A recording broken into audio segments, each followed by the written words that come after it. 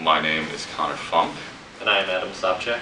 and we studied sociologist Mita Chesney-Lind for our project. So I will be talking to her about her personal background, her family background. I'm just going to read a little off the slide, a little note cards here and there. She was born February 1947 in Woodward, Oklahoma. So 1947. First question off the bat, do you think she's still alive? Yes or no? No? Sure. Yes. She is still alive. Yes, she is going very strong. She is teaching at the University of Hawaii, we'll dive into later. But back to family. She is the daughter of Robert W. Chesney and Margaret Renton Chesney, both very well-off parents with college educations, wealthy backgrounds. Neither of them held a degree in sociology, though. An interesting point we'll get to later. She's the oldest of 3 other siblings. She has a younger sister and a younger brother. Her younger sister is still alive as well, and she is one of the leading researchers on finding a cure for AIDS. Very cool. And she also has a sociology degree. So, biggest question I want to get across. Her parents did not study in sociology, yet her sister did, and so did she. I couldn't find anything on her brother, but safe to say he'd probably go into the similar fields. So why did she choose sociology? And this is more of a rhetorical question.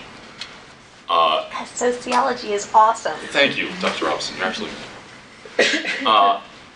It was because she actually, despite having a well-off economic background, educated parents, she had a rough family life. Her father was an alcoholic. Her parents struggled to keep the marriage going, and she was often at times just very shunned by her parents and caught up taking care of her younger siblings. So there would be times in her life when she would just lock herself away in libraries and just read books for days, hours, months on end. She was basically like the Matilda of her time, before that was a movie.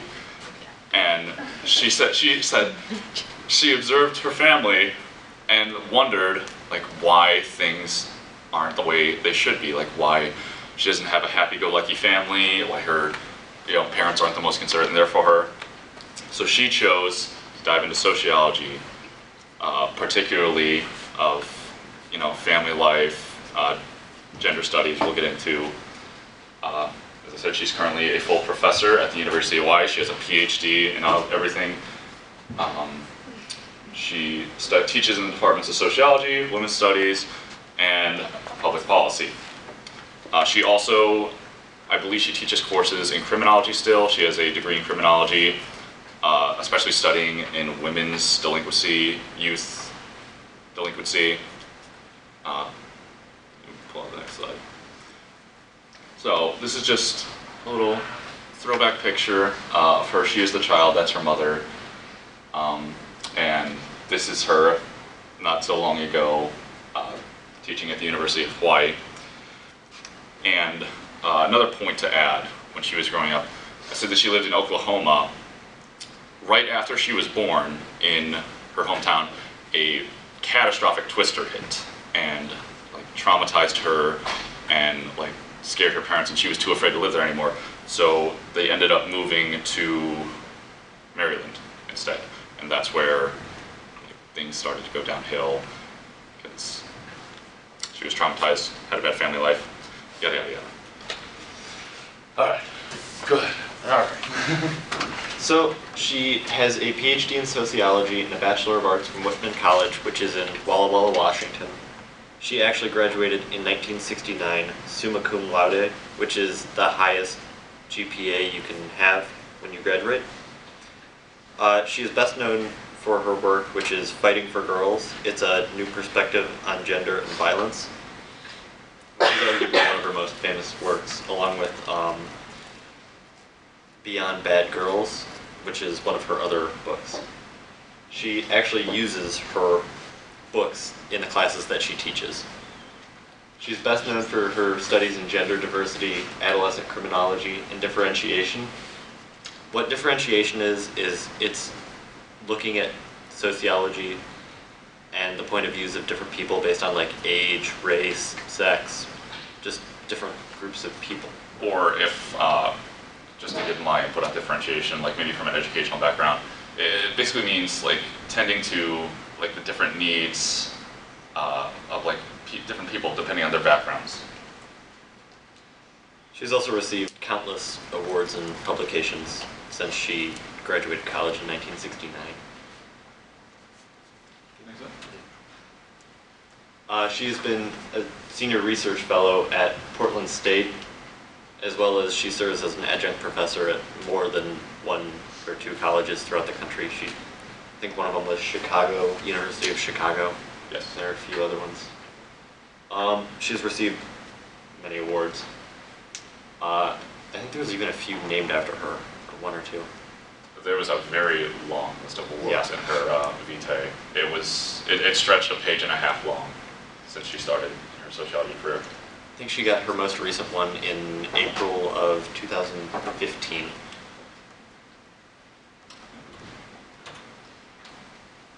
This is Whitman College. It's in Washington. It's fairly scenic looking in the winter. It's where she got her bachelor's degree. Yes. And this is the University of Hawaii, which is very beautiful. Almost looking photoshopped. Yeah. She got her master's and PhD from there, and she is currently the chair of the Women's Studies Department, and I think sociology as well. Love that rainbow. Yeah. Such a stock photo. Hawaii. Okay, themes of her work.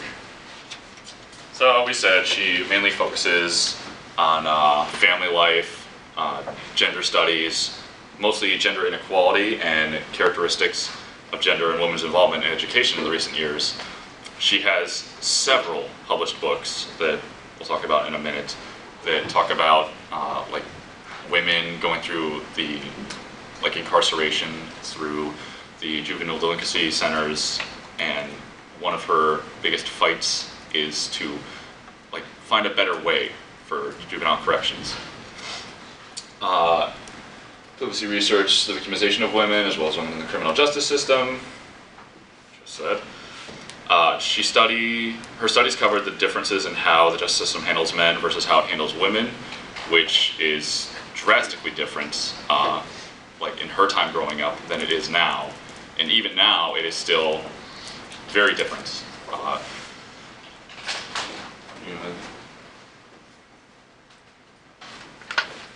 So her most recent award was the University of Hawaii at Manoa's College of Social Sciences Award for Excellence in Research. This she got, I think, last year. And she's received a long list of awards. She's had multiple scholarships and a few awards founded in her name. She's also studied, besides juvenile delinquency and gang violence, youth gang violence, and women in incarceration, she's also studied mass incarceration of just the American jail system in general.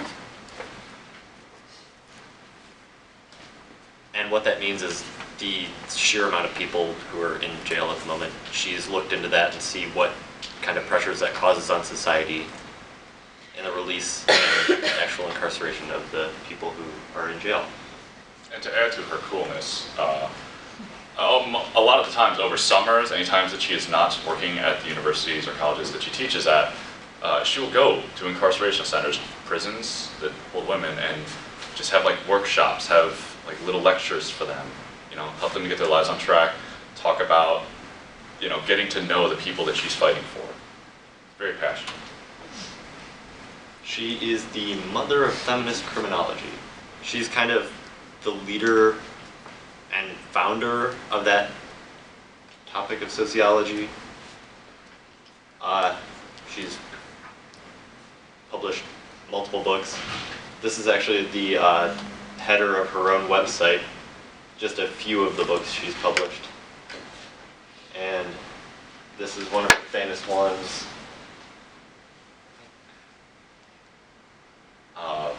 Female Gangs in America and Beyond Bad Girls. The female offender is essentially seminal in feminist criminology. It is the book. She uses multiple books that she's written to teach her classes. And we found some of the syllabuses for her classes, and there's like just 3 or 4 books for each class that were written by her, as well as one by other people. And I'll tell you, the fact that she is alive, you think she'd be easier to find information on. She is very hard to get a background on. Like, anywhere you go to search for like her works, that's very easy to find. Very easy to see what she's done in her career, but family life, all of her background, what she's up to now, it's very encoded. So, now let's talk about our opinions on Chesney Lynn. So, I said, she's essentially a rock star in the sociology and criminology world. As Professor Roberts has been saying, she uses her own books all the time in the classes she teaches. She is so actively involved in everything that she teaches, and she's a very happy-go-lucky person in personality. Thankfully, we can say that because we have a professor that met her in person. All right. She is actually very concerned with equal rights and the individuals that she studies. She goes to the prisons to see them. She actually like holds classes and things for them to help them kind of assimilate better and recover from whatever they did. She also has worked very hard for equal rights for women and youth through trying to reduce the gang violence and the youth becoming into the gangs.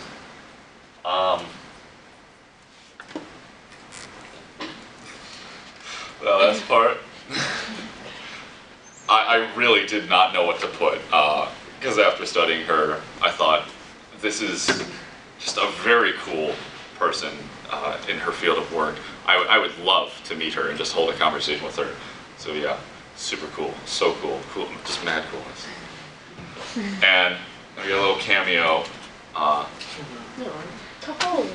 This, what would you like to say when this was? This was actually at last year's American Society of Criminology conference in the Women's Studies section that she was trying to promote more women researching in criminology in general, but particularly in subjects that deal with women. And since I do trafficking and to a certain extent some gang violence stuff that deals with trafficking and sex work in general, I went to that meeting and got to meet her, and she was leading it, and she is so ultimately respected by every person in that room. A wonderful leader, a great facilitator, and she really gives awesome hugs. Yes, she, very soft-spoken, from what I heard. Not like she's very laid back with what she talks about, but she's very easy to talk to and talks very easily about what she's passionate about. Well, that's all we got for you. Yep.